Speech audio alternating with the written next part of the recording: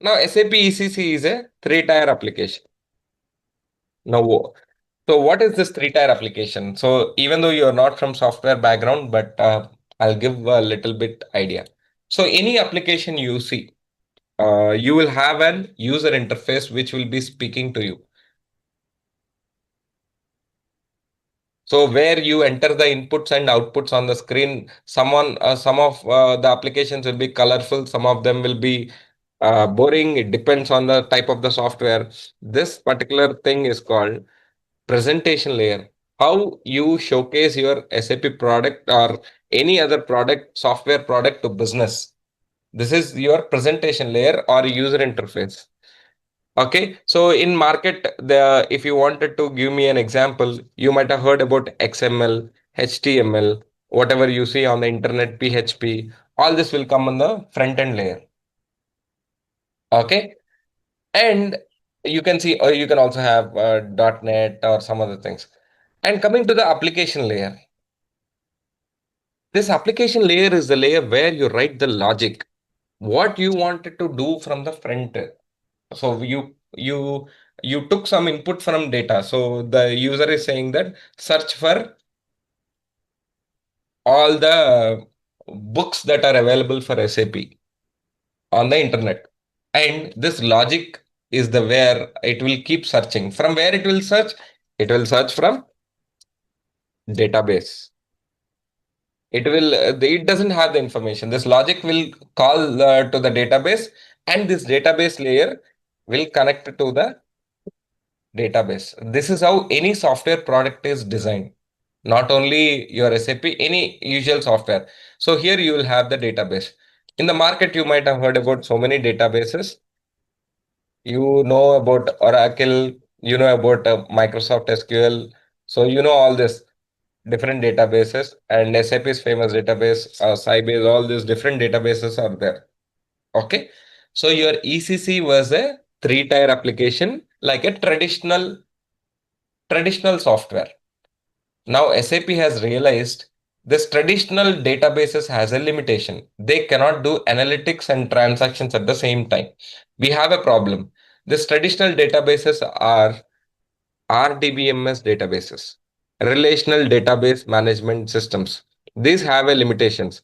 They can do only transaction processing or they can do only analytical processing. Now, what is this transaction processing and analytical processing?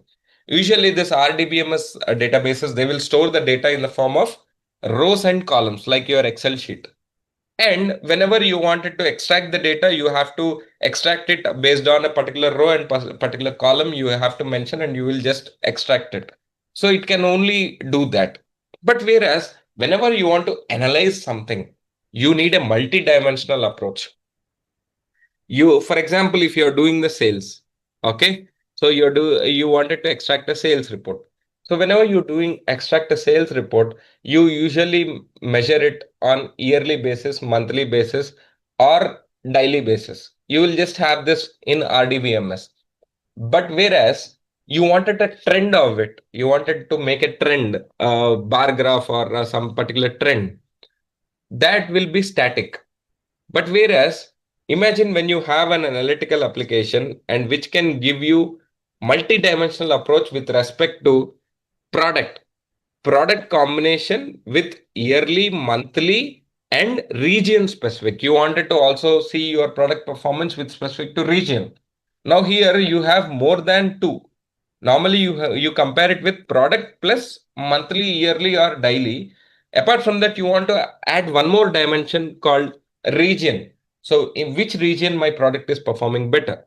So if you want all this understanding, multi-dimensional approach, your traditional databases cannot do that, but organizations need it.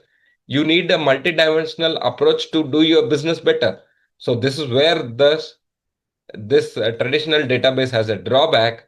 SAP has what they have done is they purchased this Sybase company. Sybase is a database management company. They purchased Sybase company. They developed a new database called SAP HANA.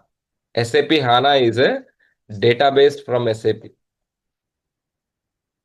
And this database has both, it can both do OLTP and OLAP simultaneously. And this is a breakthrough that SAP has achieved.